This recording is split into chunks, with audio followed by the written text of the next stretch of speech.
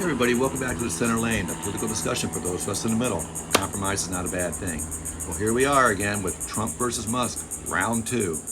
In the first corner, we got Elon Musk. He has a real problem with the big beautiful bill and the adding to the debt and all the things that Doge, what he was in charge of, was against. So in his mind, this is just more pork and wasteful spending that's putting a burden on us down the road with our deficit. So he is going to swear on his last dollar that he's going to primary anybody who votes against votes for the big beautiful bill. If they vote for that bill, and he's going to primary somebody in 26 and 28 to make sure that they lose their job or try to make sure they lose their job. That's a page out of Trump's book, right? Because guess what? Trump's going to do if you vote against his bill. He's going to find somebody to primary against you so you lose your job too. I mean, only a couple of guys with Tillis and another one of the congressmen, excuse me, who's retiring as well, that are against it because they're afraid. I mean, they're afraid that because Trump will put somebody there that's more in line with Trump's way of thinking, and they're going to lose their seat. So it's kind of scary, really, when you think about it. On both sides of the coin, particularly in Trump's coin, if he puts somebody against you, you have a real good chance of losing. Elon Musk could be a little bluff and bluster because how much power does he really have in that department? He has some, definitely, and he has money. So those two things do go pretty well. It depends where the location is as well too. If it's red state, blue state, the districts, all that would make a big difference as well. Some places are just flat out Trump country. You're going to lose. This is the way it is right now, at least.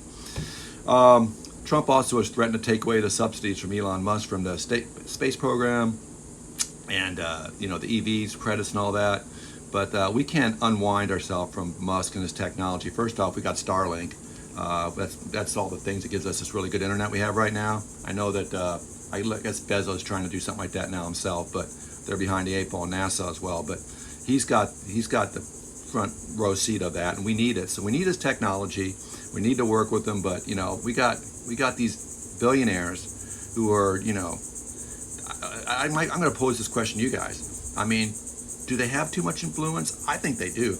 I mean, money, this is going back to the Gilded Ages with the Rockefellers and the Hearst and the Gettys and stuff. They used to run the government back then, doing kind of what, Musk did with Trump. $275 million to help prop up his campaign. After the campaign's over, you're going to want something.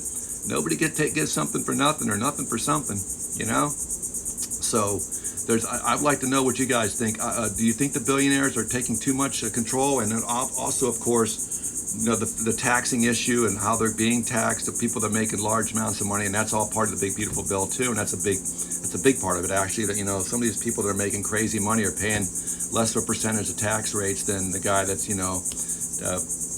cutting your grass or pouring your drink. So let me know what you guys think about that.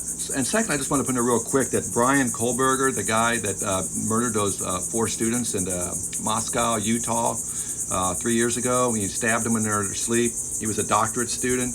He pleaded guilty this morning. Took a plea, honestly, and so he doesn't get the death penalty. So first off, that means because he was adamant that he didn't do it, and I don't know what happened behind the scenes with lawyers and evidence and that type of thing, but he admitted to today. So my question with him is, okay, first off, a guy that was a doctor, very smart, was on Reddit giving advice and getting advice, and all kinds of crap he was doing if you look into him. I think he's killed other people. You just don't go in there. Look, my book here, Fair Hastings, I've written a couple novels actually about serial killers, but I have studied it a little bit. A guy like him just doesn't walk in there and start stabbing people one night. He's done it before, maybe not to that degree. He's worked his way up, but I believe that you're going to see in the very near future this guy's done some pretty outrageous things. So anyways, thank you very much for listening. I hope you have a great day. Leave those comments down below. I love it. Thank you so much for that, and I'll talk to you soon.